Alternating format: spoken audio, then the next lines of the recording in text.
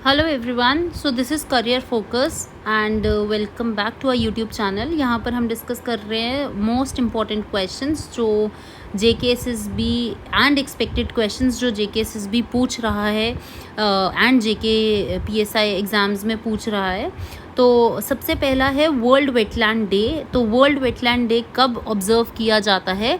So it is observed on second यहाँ per month नहीं दिया है, but 2 Feb is the right answer. And देखो वेटलैंड क्या है। वेटलैंड एक तरीके का एक आप बोल सकते हो वाटर से एरिया है, वाटर से भरा हुआ एक एरिया होता है। और यहाँ पर यूजुअली इंश्योर किया जाता है जो वेटलैंड्स हैं वो कंजर्व किए जाएं और उसको सस्टेनेबली यूज़ किया जाए।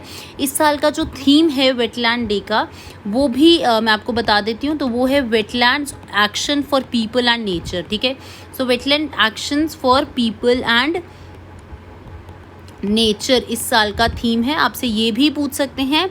और क्या इम्पोर्टेंस जताता है 2022 का ये थीम है। इम्पोर्टेंस इसकी है कि किस तरीके से वेटलैंड्स को जो है सेव किया जाए और उसको इंश्योर किया जाए, उसकी सस्टेनेबिलिटी की ज़्यादा से ज़्यादा टाइम तक जो है इनको कंजर्व किया जाए। वेटलैंड एक तरीके का एक इकोसिस्टम है, एक डिस्टिंक्ट इकोसिस्टम है which is flooded by water. जैसे मैंने आपको बताया, ठीक है, वाटर से फ्लडेड होता है। या तो ये परमानेंटली फ्लड होता है या फिर ये सीजनली भी फ्लडेड रहता है वाटर से। ठीक है, सो फ्लडिंग जो है वो रिजल्ट करता है ऑक्सीजन फ्री प्रोसेस जो प्रिवेल करता है और स्पेशली सॉइल्स में जो है ये देखने को मिलता है। इसलिए यहाँ पर इसको प्रिजर्व करने का बहुत बड़ा जिम्मा जो है सरकार उठाती है। इस वजह से वर्ल्ड वेटलैंड डे भी ऑब्जर्व किया जाता है। और वेटलैंड्स एक तरीके की वैल्यूज़ हमें प्रोवाइड करता है जो कि कोई भी इकोसिस्टम हमें प्रोवाइड नहीं कर सकता है। इसमें आपके नेचुरल वाटर क्वालिटी इंप्रूवमेंट होता है, फ्लड प्रोटेक्शन है, ठीक है, किस तरीके से शोरलाइन इरोजन को कंट्रोल करने का मुद्दा है, ठीक है, और स्पेशली जो रिक्रिएशन है नेचुरल प्रोडक्ट्स का, ठीक है, उसको किस तरीके से हम यूज़ कर सकते हैं और एट नो कॉस्ट। ठीक है, so that is why wetlands are important. और इंडिया में जितने भी वेटलैंड्स हैं आप मुझे बताओगे कितने वेटलैंड्स हैं। और हम ये जो थीम है वो भी मैंने आपको बताई, wetlands action for people and nature. बढ़ते हैं अगले क्वेश्चन की तरफ। The smallest flowering plant in the world. ठीक है, सो स्मॉलेस्ट फ्लावरिंग प्लांट कौन सा है वर्ल्ड में? So water meal is your right option. तो वाटर मील जो है एक स्मॉलेस्ट नोन फ्लावरिंग प्लांट है। ठीक है, और ये मैं आपको बता दूँ ये प्रोटीन में रिच होता है, it is rich in protein. ठीक है, काफ़ी ज़्यादा हमें देखने को मिलता है। इसका साइंटिफिक नेम जो है वो भी हम देख सकते हैं। सो वॉल्फिया ऑस्ट्रेलिनिया, ठीक है, इसका साइंटिफिक नेम है। और डिस्पाइट देखो इसके ग्रेट पोटेंशियल है, बायोटिक क्रॉप है, लेकिन इसके ऊपर अभी भी रिसर्च हो रही है। ठीक है, तो स्मॉलेस्ट फ्लावरिंग प्लांट कौन सा है? वाटर मील है। और यहाँ पर इसको हम वॉल्फिया के नाम से भी जानते हैं। क्या? वॉल्फिया। ठीक है, तो ये आपका ऑप्शन करेक्ट हो जाएगा। नेक्स्ट बढ़ते हैं। Which of these Kings sorry so which of these Kings embraced, Mauryan Kings embraced Jainism. तो जैनिज्म किसने एम्ब्रेस किया है? क्वेश्चन हमसे जैनिज्म का पूछा है तो चंद्रगुप्त आपका करेक्ट आंसर हो जाएगा। चंद्रगुप्त मौर्य जो थे ये रूलर रहे हैं आयरन एज साउथ एशिया के, ठीक है, जिन्होंने अपना जोग्राफिकल जो एरिया है काफ़ी ज़्यादा एक्सपैंड किया है। ठीक है, मगध में इनका एम्पायर बेस था और इन्होंने ही मौर्यन डायनेस्टी का फॉर्मेशन किया है। चंद्रगुप्त मौर्य के बारे में मैं बात करूँ तो इनका बर्थ जो है पाटलिपुत्र में देखने को मिला था। ठीक है, और आप मुझे बताओगे इनका डेथ कहाँ पर हुआ है, कौन से एरिया में इनका डेथ हुआ है। ठीक है, और इनके जो पेरेंट्स थे उनका भी नाम आप मुझे कमेंट में बताओगे। चिल्ड्रन जो हैं इसके बेटे जो हैं वो बिंदुसारा इनके बेटे रहे थे और अशोका, ठीक है, जो हमारे ग्रेटेस्ट मौर्यन रूलर हैं वो इनके ग्रैंडसन थे। तो चंद्रगुप्त मौर्य ने ही मौर्यन डायनेस्टी का एम्ब्रेस किया है और इन्होंने जैनिज्म को फॉलो किया था। और एक इंटरेस्टिंग बात यह है कि जो इनके ग्रैंडसन थे जो अशोका थे उन्होंने बुद्धिज़्म को एम्ब्रेस किया था। जैनिज्म की बात करूं तो जैनिज्म किसने फाउंड किया था? सो महावीर जो थे आपके, उन्होंने जैनिज़्म का फाउंडेशन भी किया है और एक 24th तीर्थंकर भी रहे हैं जैनिज़्म के। 23rd तीर्थंकर जो थे वो थे ऋषभदेव, ठीक है। जैनिज़्म का फाउंडेशन जो है, एक बेस फर्स्ट तीर्थंकर जो रहे हैं, वो आप ही मुझे कमेंट सेक्शन में बताओगे। तो 3-4 क्वेश्चन मैंने आपसे पूछे हैं, कमेंट सेक्शन में आप मुझे बताएं। ओके, नेक्स्ट क्वेश्चन है, Broca's area in the left hemisphere of the brain is related with, ठीक है। तो ब्रोकाज एरिया जो है ब्रेन के ऊपर क्वेश्चन है, किससे रिलेटेड है? तो ये स्पीच से रिलेटेड है ब्रोकाज एरिया। देखो, जो हमारा ब्रेन है, ठीक है, उसके अलग अलग पार्ट्स जो हैं उसमें ब्रेन को हम समझते हैं। एक हाफ होता है, 1/2 ऑफ दी सेरेब्रम, ठीक है, एक है सेरेब्रम, और ये जो सेरेब्रम है ये कंट्रोल करता है मसल फंक्शंस को, ठीक है, मसल फंक्शंस को कंट्रोल करता है, और speech, thought, actions, emotions, writing and learning, इन सब को ही जो है सेरेब्रम कंट्रोल करता है। और ब्रोकाज एरिया भी यहीं पर ही आपको देखने को मिलता है। तो इस तरीके से अगर ब्रेन है तो जो आपका राइट हेमिस्फेयर है ये कंट्रोल करता है मसल्स, ठीक है, on the left side of the body, ठीक है, और जो लेफ्ट हेमिस्फेयर है वो कंट्रोल करता है राइट साइड की जो भी बॉडी का पार्ट्स हैं, वो राइट साइड का उसको कंट्रोल करता है, ठीक है। नेक्स्ट हमारा पॉलिटिकल क्वेश्चन है, रिट्स के ऊपर क्वेश्चन है, बड़ा ही इंपॉर्टेंट क्वेश्चन आ जाता है रिट्स पर ये। तो रिट में सेरिटोरी रिट के बारे में बात करी है। देखो, हमारी जो, सबसे पहले मैं बता दूं रिट्स क्या हैं। सो रिट्स एक तरह की आप बोल सकते हो हमारे फंडामेंटल राइट्स में ही, हमारे फंडामेंटल राइट्स आर्टिकल 12 से 35 तक हैं, ठीक है, और वहीं पर ही रिट्स का मेंशन्ड है। यहाँ पर हमारे पास टोटल 5 रिट्स होती हैं, जिसमें हेबियस कॉर्पस है, ठीक है, then we have mandamus writs, ठीक है, फिर हमारे पास आ जाती है सेरिटोरी जो यहाँ पे मेंशन्ड है, फिर हमारे पास आ जाती है क्यू वारेंटो, ठीक है, तो क्यू वारेंटो है। और तो इस तरीके की हमारे पास ये रिट्स हैं। और यहाँ पर सेरिटोरी के बारे में क्वेश्चन पूछा है, तो सेरिटोरी का मतलब होता है टू बी सर्टिफाइड, ठीक है। ये जो रिट होता है ये क्यों जो है इंट्रोड्यूस हुआ है हमारे फंडामेंटल राइट में, कि अगर हमारे फंडामेंटल राइट्स का हनन हो रहा है, हमारे फंडामेंटल राइट्स कहीं से भी जो है लैक हो रहा है, कोई भी उसका हनन कर रहा है, तो इन रिट्स जो हैं ये हमें अपनी फंडामेंटल राइट्स को प्रोटेक्ट करने में काम करती हैं। और इनके इस पावर के हिसाब से हम सुप्रीम कोर्ट में जो है या फिर किसी भी सुपीरियर कोर्ट में जा सकते हैं फ्रॉम एन इन्फीरियर कोर्ट, ठीक है। सो यहाँ पर जो रिट है टू बी सर्टिफाइड, ये मतलब है सेरिटोरी का, ठीक है। और ये कब मतलब इसको परस्यू किया जाता है, जब सुपीरियर कोर्ट बिलीव करता है कि या तो इन्फीरियर कोर्ट जैसे कि डिस्ट्रिक्ट कोर्ट हो गया, ठीक है, उनका कोई भी ज्यूरिसडिक्शन या फिर लॉ में कोई एरर आ रहा है, वो ठीक से काम नहीं कर रहा है डिस्ट्रिक्ट कोर्ट, तो सुप्रीम कोर्ट जो है इस पर काम करेगा, ठीक है। नेक्स्ट आपका जो क्वेश्चन है वो है आपका नतांगी नेशनल पार्क। सो नतांगी नेशनल पार्क जो है कहाँ पर लोकेटेड है, ये आपका डिस्ट्रिक्ट नागालैंड, स्टेट नागालैंड में ये लोकेटेड है। और फर्स्ट डेजिग्नेटेड कब हुआ था एज अ नेशनल पार्क, ये 1993 में इसको डेजिग्नेट किया गया था, ठीक है। नतांगी नेशनल पार्क की मैं बात करूँ तो किसके लिए फेमस है ये, सो ये मोस्टली वाइल्ड बफेलोज के लिए फेमस है, ठीक है, वाइल्ड बफेलोज एंड हुलुक हिब्बॉन के लिए ये फेमस है, ठीक है, हुलुक गिब्बॉन के लिए फेमस है, जो कि सिर्फ और सिर्फ नागालैंड में पाए जाते हैं, ठीक है। एंड अपार्ट फ्रॉम दिस यहाँ पर हमें काफ़ी ज़्यादा tigers, sloth bear, wild dogs, flying squirrels भी देखने को मिलते हैं, बट मोस्टली वाइल्ड बफेलोज, ठीक है। सो ये बात थी नतांगी नेशनल पार्क की।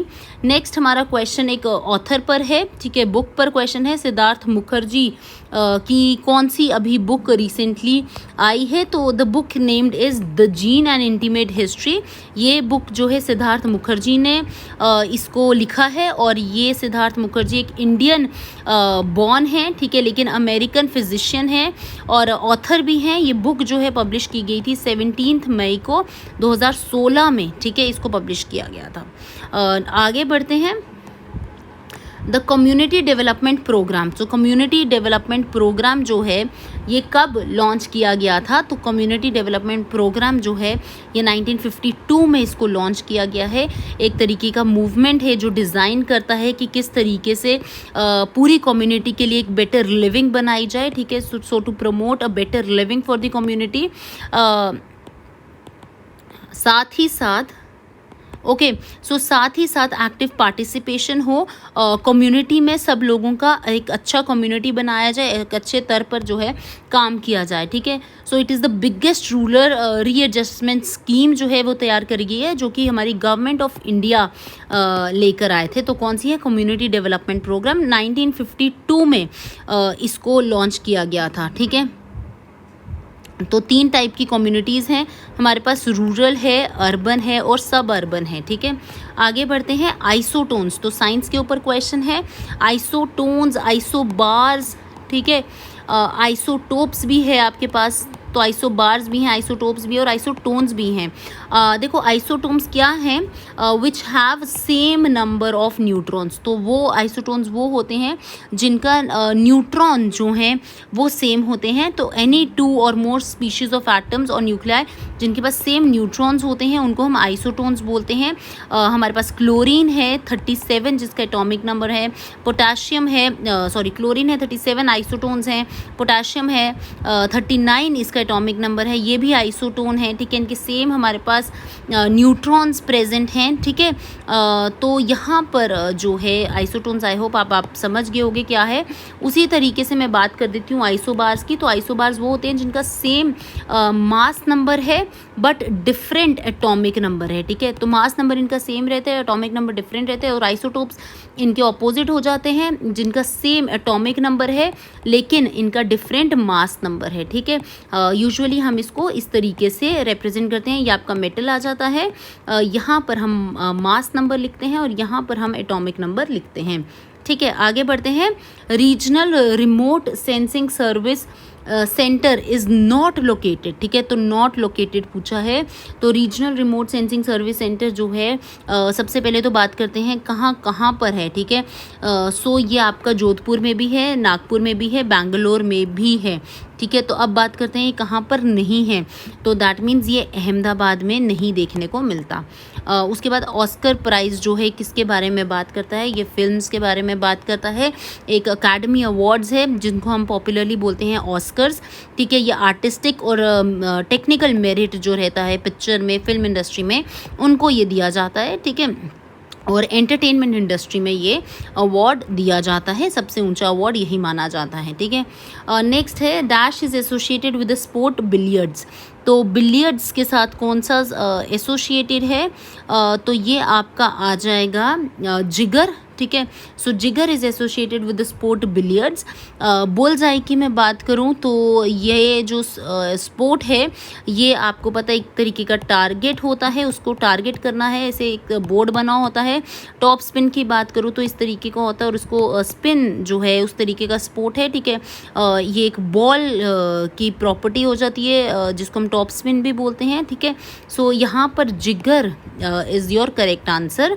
नेक्स्ट क्वेश्चन आ जाता है आपका, इन विच ईयर प्रधानमंत्री जन धन योजना was launch by prime minister Modi. तो करेक्ट ऑप्शन है आपका 2014 में लॉन्च किया गया था। प्रधानमंत्री जन धन योजना की हम बात करते हैं तो यहाँ पर कम से कम भी 45.7 करोड़ बेनिफिशरीज अभी तक जुड़ चुके हैं, ठीक है। और एक तरीके का स्कीम है जो कि हमारे प्राइम मिनिस्टर ने लॉन्च किया था। और यहाँ पर अगर इस स्कीम की बात करूँ तो ये इंश्योर करता है फाइनेंशियल सर्विसेज प्रोवाइड करने के लिए, saving account, deposit accounts, remittances, ठीक है। इन सब को एक तरीके से बेहतर जो है लोगों तक प्रोवाइड करवाने के लिए एक basic bank account, saving bank account जो है हर इंसान, हर नागरिक जो है उसको ओपन कर सकता है, ठीक है। अगर इसके बेनिफिट्स की बात करें तो हर एक के पास एक सेविंग बैंक अकाउंट है, ठीक है। और हर कोई इसको ओपन कर सकता है। इसमें कोई भी मिनिमम बैलेंस रिक्वायर्ड नहीं है under this scheme, under this योजना कि आपको ऐसा मिनिमम बैलेंस मेंटेन करना पड़े। ऑल्सो इंटरेस्ट जो है वो पाया जा सकता है on the deposits in the प्रधानमंत्री जनधन योजना अकाउंट्स, ठीक है। इसी के साथ साथ रुपे डेबिट कार्ड जो है वो प्रोवाइड किया जाता है, और ये डेबिट कार्ड आपका ऑल ओवर द कंट्री जो है आप इसको यूज़ कर सकते हो, रुपे डेबिट कार्ड, ठीक है। ये भी प्रधानमंत्री जनधन योजना के तहत ही जो है इसको इंट्रोड्यूस किया गया था। इसके साथ साथ देखो एक्सीडेंट इंश्योरेंस कवर जो है वो भी 1 लाख रुपए का इंश्योरेंस जो है इनको मिलेगा, ठीक है। इनकेस अगर कोई भी दुखद कोई घटना हो जाती है, ठीक है, तो 10,000 ओवरड्राफ्ट फैसिलिटी जो है प्रोवाइड करवाई जाएगी to the eligible account holders, ठीक है। और यहाँ पर जो प्रधानमंत्री जनधन योजना अकाउंट्स हैं ये एलिजिबल होंगे, आप डायरेक्ट जो भी ट्रांसफ़र करते हो उसके लिए भी एलिजिबल होंगे। और उसी के साथ साथ एक बहुत ही अच्छी स्कीम है अपना जो एक डिजिटल इंडिया है उसको प्रमोट करने के लिए, ठीक है। अगला आपका जो क्वेश्चन है वो है कोऑपरेटिव क्रेडिट ऑर्गेनाइजेशन पे। तो पहली बारी कब स्टार्ट किया गया था? 1904 में। तो कोऑपरेटिव क्रेडिट ऑर्गेनाइजेशन जो है वो एक तरीके का member owned financial cooperative organisation है, और ये इसी के मेंबर्स जो हैं इसको कंट्रोल करते हैं, ठीक है। अगर मैं इस इंस्टीट्यूशन की बात करूँ, इस ऑर्गेनाइजेशन की बात करूँ, तो यहाँ पर इंडिया में जो है 3 टायर का स्ट्रक्चर है इसके अंडर क्लासीफाई किया गया है, which is primary credit society at the bottom. So bottom पे रहती है primary credit society, central cooperative जो बैंक रहते हैं वो मिडल में रहते हैं, और स्टेट कोऑपरेटिव बैंक जो हैं वो टॉप पे रहते हैं, ठीक है। सो इस तरीके से इसको डिवाइड किया गया है, क्लासीफाई किया गया है। तो यहाँ पर मैंने बहुत से कुछ इंपॉर्टेंट क्वेश्चंस आपके साथ डिस्कस किए हैं। अगर आपको ये वीडियो अच्छा लगा हो तो please like, share and comment, ठीक है। Thank you so much.